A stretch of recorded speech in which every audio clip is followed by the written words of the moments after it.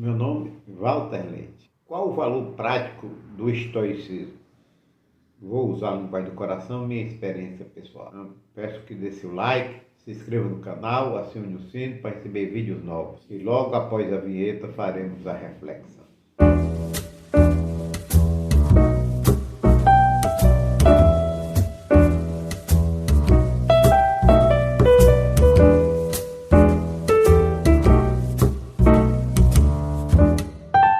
O estoicismo surgiu na Grécia Antiga.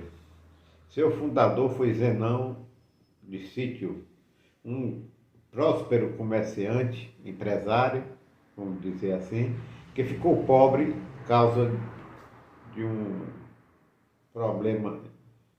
Os seus navios afundaram, ele acabou perdendo tudo. Então ele resolveu começar a estudar essas situações da vida e através do seu estudo, da sua maneira de pensar, surgiu um movimento, uma filosofia chamada estoicismo, que nós vamos mostrar agora para vocês, segundo a nossa visão, qual o valor prático do estoicismo em nossa vida. Se a gente observar, o estoicismo ele cresceu na Idade Antiga, mas posteriormente ele foi suplantado pelo cristianismo. E a grande questão é por que o estoicismo, sendo tão bom, a filosofia que hoje, na pós-modernidade, está tão em voga, está tão reconhecida, por que o cristianismo conseguiu suplantar totalmente o estoicismo? Porque o cristianismo ele nos legou, segundo Luc Ferry, ele nos trouxe umas promessas maravilhosas. Para o homem daquela época, as promessas do cristianismo eram bastante significativas. A primeira questão que diferencia o cristianismo do estoicismo é que o cristianismo acredita num Deus transcendental. Já o estoicismo não acredita nesse Deus transcendental. O cristianismo acredita numa vida pós-morte. O estoicismo não defende e não acredita numa vida pós-morte. Ele acredita que a pessoa se transformará e irá fazer parte do todo, do cosmos. Como na época do estoicismo eles acreditavam. Não acredita que o homem tem um espírito e esse espírito vai desenvolver, crescer e após a morte do homem vai continuar e poderá ter outras vidas. O cristianismo então, ele trouxe,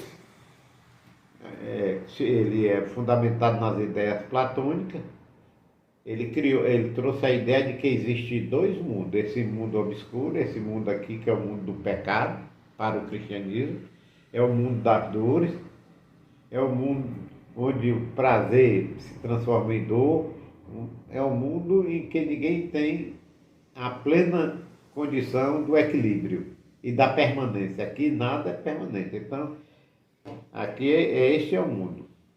É o mundo descrito por Heráclito de Samos. Só é permanente a impermanência. Totalmente impermanente. Então o cristianismo diz, esse mundo é assim mesmo, é impermanente. Mas se você for bonzinho, se você não pecar, você quando morrer vai para outro mundo, lá sim não tem tempo, e lá tudo é permanente. O amor é para sempre, a alegria é para sempre, o bem-estar é para sempre, nada é transitório. Eis aí o que o cristianismo prometeu. Prometeu uma vida para sempre, não uma vida eterna, uma vida para sempre, porque a eternidade é uma vida fora do tempo, fora dessa ideia temporal. Prometeu estabilidade física, emocional, mental, tudo não vai mais ocorrer as transformações, a impermanência vai ser dissolvida e a pessoa vai se reunir com a família, com os entes queridos, para ter uma vida de sempre. Então, essa promessa foi muito forte e fez com que o homem daquela época, medroso, que o Nietzsche mostra que esse homem daquela época deveria ser superado. A ideia do Nietzsche, do super-homem, é fundamentada nessa ideia do homem medroso, do homem que necessita de Deus, de mestre, um homem que necessita de muletas metafísicas. Muletas metafísicas. Então, esse homem medroso, tacanho, que precisa de muletas metafísicas, abraçou o cristianismo e o estoicismo deixou de lado. Mas o estoicismo tem um valor prático, essencial, fundamental. Então, o estoicismo, primeiro, é uma escola que prepara a pessoa para viver o aqui e o agora. A grande diferença do cristianismo é que o cristianismo trabalha o homem para viver a eternidade do amanhã. A eternidade futura. No local futuro, numa vida pós-morte. Já o estoicismo não está tão pouco impressionado se ele é filho de um Deus, uma causa transcendental, um Deus maravilhoso, poderoso. E ele não está preocupado se ele morrer, ele vai continuar como o seu José, o seu Cazuza, para todo sempre. Não, ele não está. O estoicismo está preocupado que você tenha vida de qualidade agora, não amanhã. Então, o valor prático do estoicismo é justamente você lendo Marcos Aurélio, Meditações, lendo Epicteto, lendo Sêneca, e que ele mostra que tudo que acontece, o Epicteto mostra bem claro isso, tudo que acontece ao homem é de duas naturezas.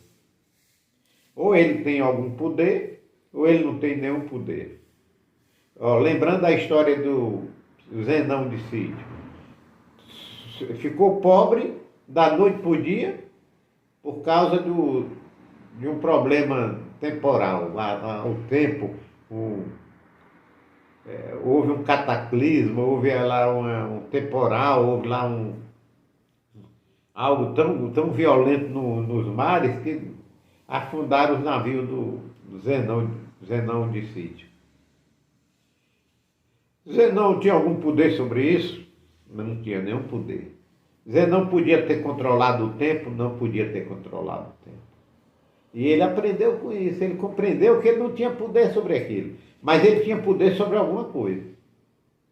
E ele descobriu que ele tinha um poder de como ele ia atuar diante dessa situação. Ele não tinha poder de fazer sanar, parar aquela situação, ou de ter evitado aquela situação. Mas ele tinha o poder de como ele ia agir diante daquela situação.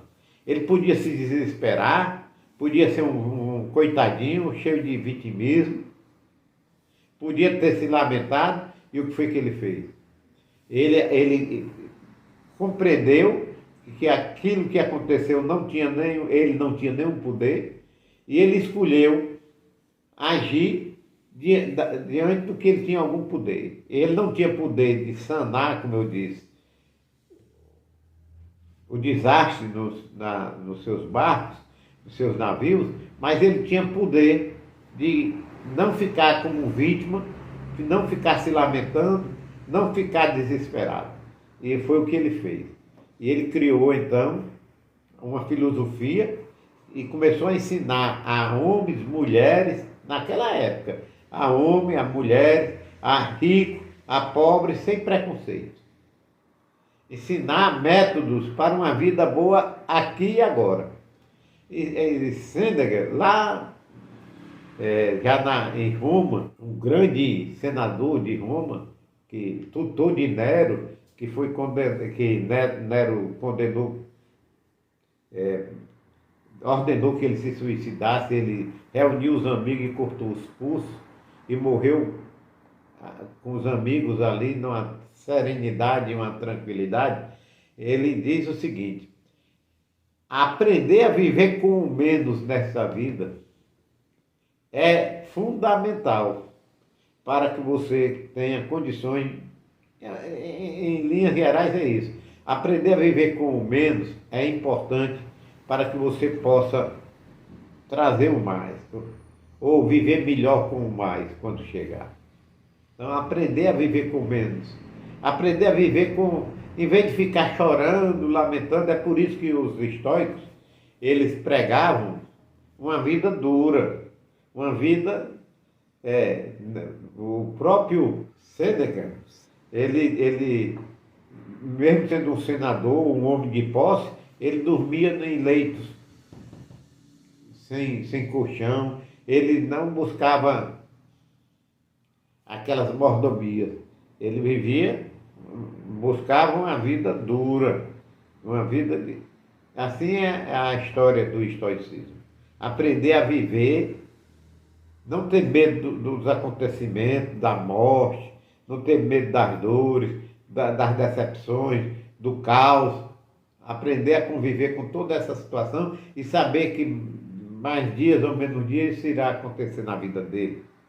Irá até morrer. Então é uma escola de preparação para viver diante das adversidades. Só esta situação já demonstra a importância prática, o valor prático do estoicismo. Você seguir as orientações de Epicteto, que diz que tudo que acontece ao homem é de duas naturezas, ou ele pode mudar, ou ele tem algum poder, ou ele não tem nenhum poder, e Epicteto diz, aquilo que você não tem nenhum poder, você tem que deixar de lado.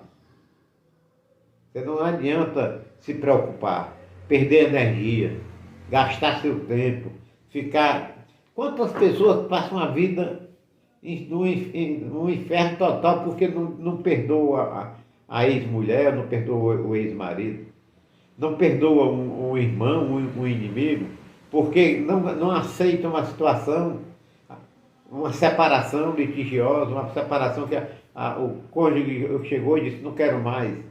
E o cara vai matar, vai ficar como vítima, vai para as drogas, vai para o álcool, porque não aceita perder a riqueza, não aceita perder a saúde e desta forma se desespera. É a situação. E o estoicismo trabalha com isso. Ele caiu lá na Idade Média, o cristianismo, bem dizer, tirou do mapa o estoicismo. Mas na nossa época pós-moderna, o estoicismo virou agora, cresceu de novamente. E o estoicismo agora tem força, tem poder. Pense no que eu estou dizendo. Então o valor prático do estoicismo é esse. É que ele é uma preparação para a vida. Não uma vida futura, uma vida lá no céu, que você não sabe se vai atingir ou não. Como Nietzsche diz, é um niilismo. Você trocar o certo, o real, pelo duvidoso. Nietzsche foi estoico? Muitos dizem que Nietzsche foi existencialista, mas Nietzsche tem muito componente estoico, tranquilamente. Ele é difícil você enquadrar um pensador como Nietzsche numa corrente filosófica, porque ele tem um pouco de cada coisa. Ele é existencialista e ele é também estoico. O estoico tem muito do existencialismo, porque o estoico trabalha com a existência, trabalha com o momento presente, trabalha com aqui e agora. Eu coloco o estoicismo como uma maneira de vida. E eu procuro aproximar. Com isso não quero dizer que eu sou estoico. Eu estou milhões de quilômetros distante do estoicismo. Mas eu estudo, eu procuro aplicar na minha vida os pensamentos dos sábios estoicos. Eu procuro trazer para a minha vida esta visão estoica. Pense no que eu disse. Agradeço a todos pela preferência.